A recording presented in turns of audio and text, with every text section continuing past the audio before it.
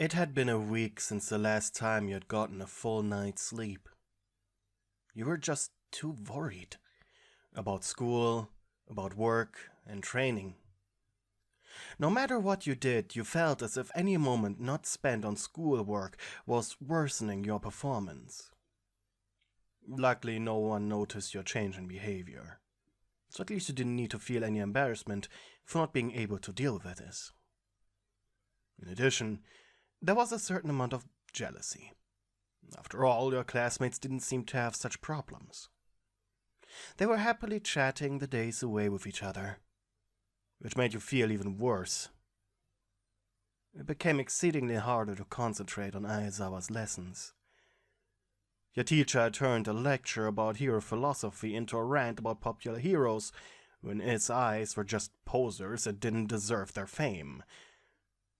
Part of you wanted to tell him to get back to the main topic, but when Ida did that the last time, everyone was mad at him for the rest of the day, including you. It was an unwritten rule to just let the man talk and enjoy the quasi-break. With a teacher who took his 2 jobs this serious. Moments like this were incredibly amusing. Your teacher had just reached a crescendo of very censored insults about Mount Lady when your head hit the desk. You had fallen asleep for less than a minute.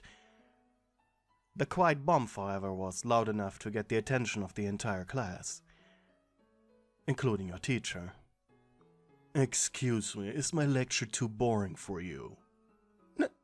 No, you stuttered, barely able to contain a yawn, making your entire body tense up painfully in the process. "It looks like you're falling asleep, miss," growled Aizawa. The look in his eyes made your blood freeze. Please just move on. The looks of your classmates and your angry teacher were becoming too much. And then, you broke down. You knew crying wouldn't get you anywhere. And you knew how it made you look like. Hell, you were self-aware like that. But you needed a release.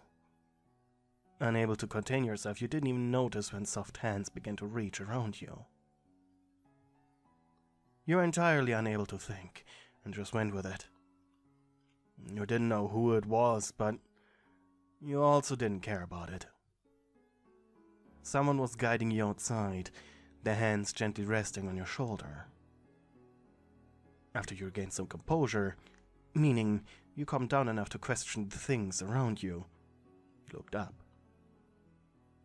The person next to you, the one to push you outside, was Bakugou of all people. The blonde had a weird grimace of both anger and annoyance, and maybe that was wishful thinking, but also concern. He was mumbling quiet curses as per usual. "Sorry," you sniffled. I'm sorry." He didn't answer at first. You probably were saying sorry in your hysteria, so maybe he didn't notice your slowly returning composure. You asked.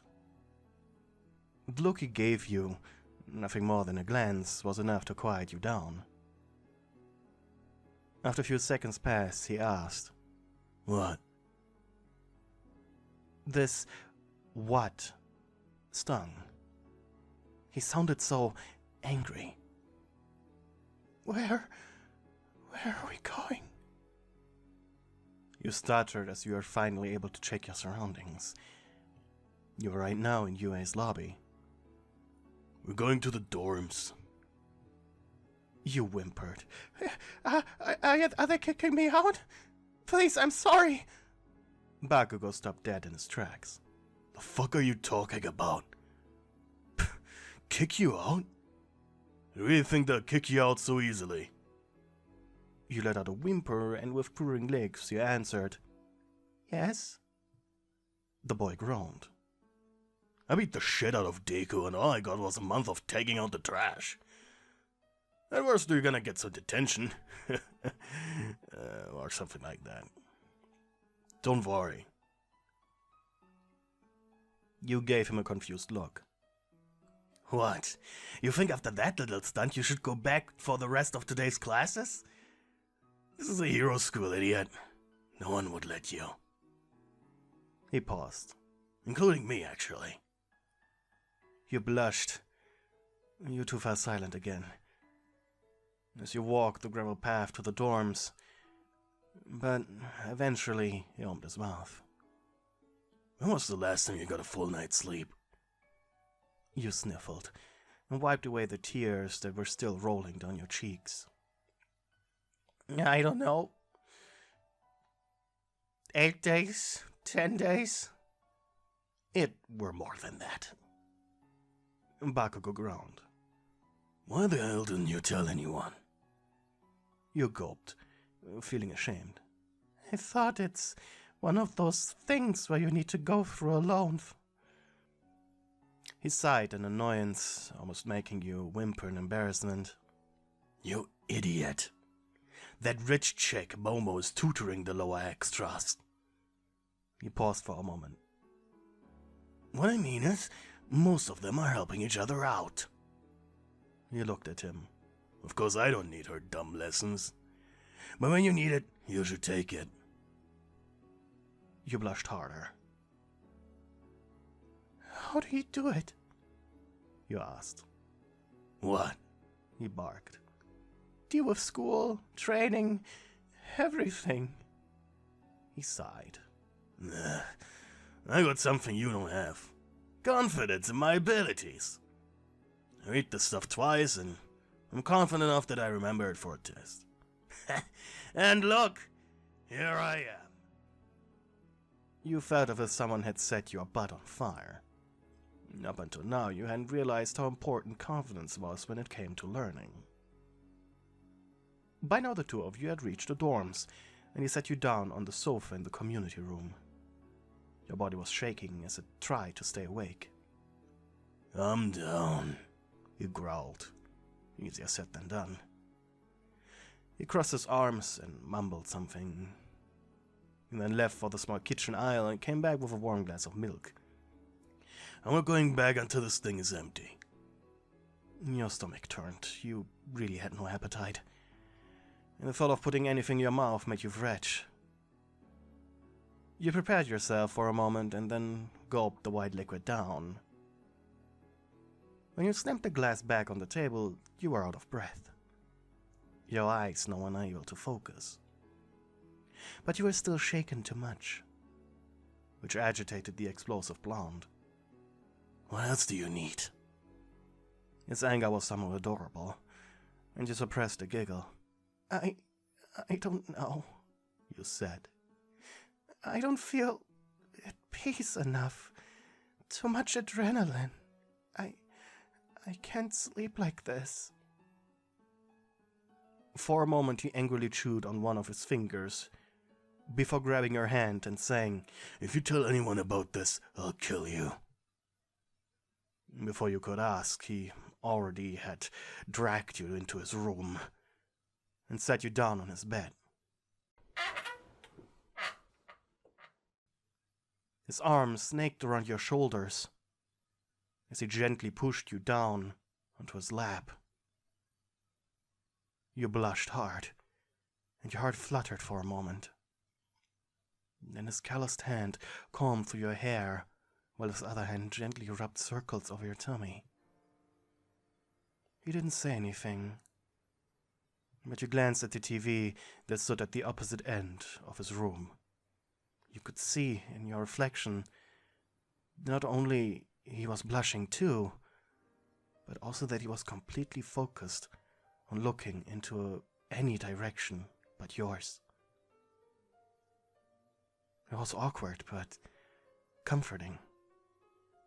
You felt safe, protected, and eventually you closed your eyes. After a while, you could feel him sliding off of you. So drunken from your sleepy days, you grabbed his arm and began cuddling with it as if it was a teddy bear. It took him a lot of composure to not start protesting. Hours later, you woke up. In the very early morning hours. It was the best sleep you ever had. Feeling at peace and calm you haven't felt since ever, really. It took you a minute or two to realize that whatever you were lying on was not in fact your own bed, and that it was breathing. Still, with your eyes closed, your lips quivered. This was embarrassing. Suddenly, something moved on your back, and a cold shower washed over you. Did Bakugou seriously stay with you up until now? You remained still, yet your heartbeat exhilarated. His arms were wrapped around you. At least both of you were still fully clothed. But then, why did this feel so lewd? Bakugou was still fast asleep, as his arms moved with the rhythm of his breathing and soft groans over your back.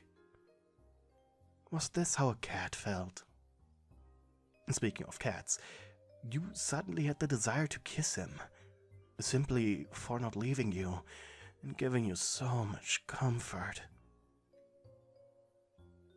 A loud snore took you off guard.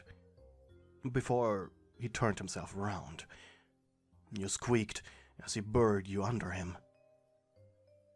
His face was now between your breasts as bubbly snores came from him. You weren't sure if you were embarrassed because of the position change, or the fact that, while asleep, he could still throw you around like that. Biting your lower lip, you repressed the urge to grab a tuft of his hair to play with. Part of you wished you could remain like this. His weight on you wasn't as uncomfortable as you first thought. You smiled. You actually smiled. Slowly you leaned up and hushed a kiss on his forehead before falling back onto a pillow and closing your eyes.